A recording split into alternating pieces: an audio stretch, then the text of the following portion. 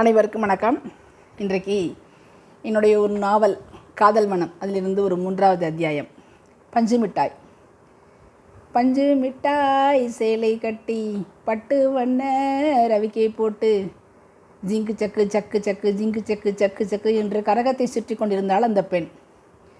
தலையில் கிளி வைத்த கரகமும் பஞ்சவர்ண கிளி போல சிவந்திருந்த அவளும் கைவிரித்து ஆடுகையில் மொத்த கல்லூரி கூட்டமும் ஆவென்று பார்த்து கொண்டிருந்தது. அவளின் நீலக்கலர் சராய் போன்ற கீழுடுப்பும், அதன் மேல் மிட்டாய் ரோஸில் கவுன் போன்ற மேலுடுப்பும், முகத்தில் கொஞ்சம் அதிகப்படியான மேக்கப்பும் கரகாட்டத்துக்கான கலாச்சார உருவத்தை ஒரு நவநாகரிக யுவதியின் மேல் தீட்டியிருந்தது. தமிழனின் தொன்ம கலையை ஒரு கல்லூரியில் அவளின் கம்பீரம் தன்னம்பிக்கையாக நிகழ்த்தி கொண்டிருந்தது.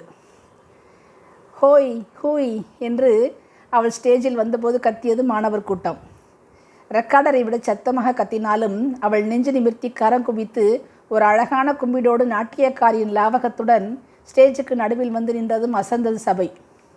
இசை முடிந்து குரல் ஆரம்பித்ததும் அந்த கரகமகாராணியின் ஆட்டத்தில் கட்டுண்டு கிடந்தது மொத்த கூட்டமும். இன்னும் இன்னும் என ஆச்சரியத்தை விளைவித்து கொண்டே இருந்தாள் அவள். கரகத்தை வைத்தபடியே ஸ்டேஜில் விரித்த புடவையில் மேல் படுத்து உருண்டு இடுப்பு சுருக்கம் வைத்து முந்தானையை மேலே மடிப்பு வைத்து அழகாய் உடுத்தி எழுந்தாள். இமைகளின் மடிப்பின் மேல் நூலில் கோர்த்த ஊசியை ஏந்தி எழுந்தாள். பண நோட்டுகளை இமைகளால் எடுத்தாள். அதை மாட்டியபடியே ஆடினாள். ஒவ்வொன்றாக லாவகமாக கரகம் விழாமல் அவள் செய்ய பிரமிப்பு கூடிக்கொண்டே போய் அப்ளாஸ் அள்ளியது. வழக்கம் போல ஸ்டேஜுக்கு மாணவிகள் செல்லும் பாதையில் நின்று நெருக்கடி கொடுத்து அவர்களை செல்ல விடாமல் இடிக்கும் மாணவர் பட்டாளம் அது கூட ஓடி வந்து பார்த்தது. ஆட ஆட அனைவர் முகத்திலும் ஒரு பிரமிப்பை வரைந்து கொண்டே இருந்தாள் அவள். அந்த கரகம் மீனாட்சி கிளியைப் போல தோன்ற அவள் கம்பீர மீனாட்சியாயிருந்தாள். கூட்டம் பக்த சபையாய் மாறியிருந்தது. பக்கவாட்டுகளில் கை வைத்து ஆடியவள் கையில் ஒரு வாழ் முளைக்க இன்னொருவரை அமர வைத்தும் படுக்க வைத்தும் வாழைக்காயை அவர்கள் தலையிலும் உடலிலும் வைத்து டக் டக் என்று வெட்டினாள். வாளோடு அவள் சுழன்று சுழன்று ஆட போருக்கு புறப்படும் நாச்சியாலை போரமும் தோன்றினாள். அவள் வெட்ட வெட்ட அதிர்ச்சியில் ஹோ ஹோ என்று கத்தியது கூட்டம். ஒட்டும் முக்குத்தியும் தொங்கட்டானும் சுழன்று ஆட சாட்டை சடை பின்னலும் சுழன்று ஆடியது. இறங்கி கிடந்த கூட்டம் அவளின் ஆட்டம் முடிந்து கூட்டத்தை வினயமாய் வணங்கியதும் வாயில் 2 விரலை கொடுத்து பலத்த விசில் சத்தத்தில் அந்த மடோனஹாலையை இரண்டாக்கியது. கொத்து சலங்கைகள் ஒலிக்க அவள் ஸ்டேஜை விட்டு இறங்கியதும் அந்த போட்டியின் முடிவு அறிவிக்கப்பட்டது. கல்லூரிகளுக்கிடையேயான கல்ச்சுரல் போட்டியில் அவளது கல்லூரிக்குத்தான் முதல் பரிசு. அதிலும் அவளே 3 வகையான நாட்டியங்களில் முதல் பரிசு வாங்கியிருந்தாள். Folk dance, solo, classical solo, western solo.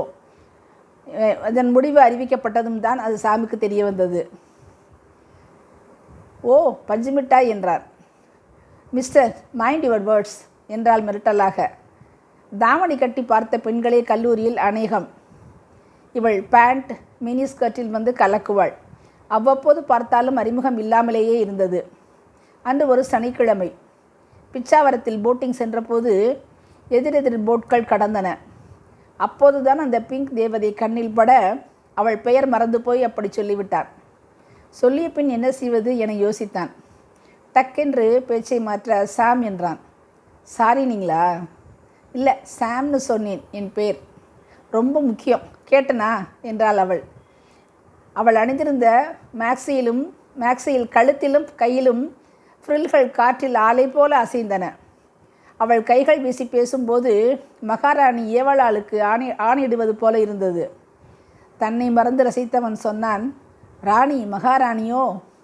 ஆமாம், அதுதான் என் பேர், ஞாபகம் இருக்கட்டும். பஞ்சு மிட்டாய் இல்லை. நான் 3rd கெமிஸ்ட்ரி. நீங்கள்? நான் ஃபஸ்ட் இயர் ஹிஸ்ட்ரி. 2க்கும் ஸ்நான பிராப்தியே இல்லை என்றாள். என்னது ஃபஸ்ட் இயரா? ராகிங் செய்த போதெல்லாம் இவள் கண்ணில் படவே இல்லையே, ராங்கிக்காரி. இருக்கட்டும் இருக்கட்டும் மனதில் சொல்லி கொண்டார். பச்சை மிளகாயை கடித்தது போல் இருந்தாலும் ஒரு இனந்தெரியாத போதை உள்ளூர ஊடாடியது. படகுகள் அட்ஜஸ்ட் செய்து திரும்பி கடந்து சென்று விட்டன. கல்லூரியின் காதல் தேவதையின் அறிமுகம் கிடைத்து விட்டது. அதன் மந்திரக்கோலால் தானும் முயல்குட்டியாய் மாறும் யோகம் கிட்டுமா என ஒரு கூட்டமே காத்து கிடந்தது. ஆப்ரா டாப்ரா என சொல்லாமலே அவள் அவனை முயல்குட்டியாய் இல்லை புலிக்குட்டியாய் பிரகடனம் செய்ய வைத்திருந்தாள். அந்த சம்பவம் பற்றி யோசித்தபடி அவன் காரை திருப்பிய போது எஸ்டேட் வந்திருந்தது. அதன் முன்னே முருகன் கைப்பக்குவத்தில் கோழிக்கறியின் மனம் கெஸ்ட் ஹவுஸ் முழுவதும் விரவி இருந்தது. பாதை எங்கும் டேரியாக்களும் கினியா ரோஜாப்பூக்களும் தலையாட்டி அவர்களை வாசனையாய் வரவேற்று கொண்டிருந்தன. கண்ணாடி மாளிகையாய் அமைந்திருந்த கெஸ்ட் ஹவுஸில் நுழைந்தவன் கைகளில் அந்த பஞ்சுமிட்டாய் வண்ண ரோஸ் இருந்தது. தன்னையும் அறியாமல் அங்கே தொட்டியில் பூத்திருந்த அதை பறித்து கையில் வைத்திருந்தான். அது ராணி மகாராணியின் முகத்தைப் போல கம்பீரமாக இருந்தது. அவளின் பிங்க் நிற இதழ்களைப் போல அதன் இதழ்களும் மலர்ச்சியாக இருந்தன.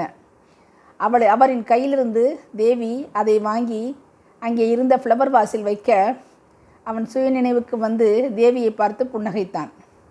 அப்போது தேவி கேட்ட கேள்வியில் அவன் இதயம் துள்ளியது. நன்றி.